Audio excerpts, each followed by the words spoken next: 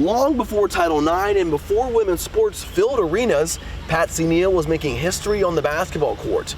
And now her impact is being felt and recognized. As far as your trophy case, where does all this stuff go for you?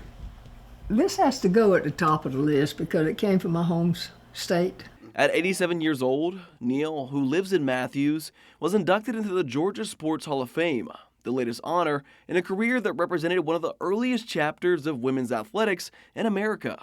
I've always enjoyed basketball, and I never ever expected anything like this to happen. Neal was a trailblazer in women's basketball at a time when scholarships, professional leagues, and national attention were virtually non-existent.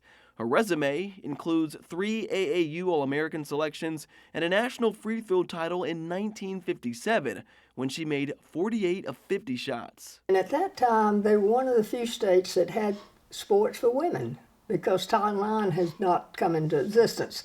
So the only sport they did have was basketball.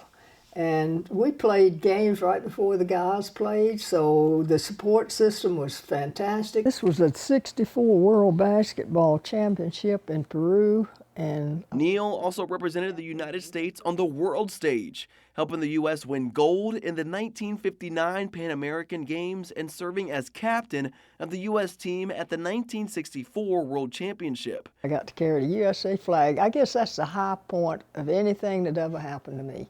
While she focuses now on life after basketball, she hopes her success on the court leads to success for future generations to come.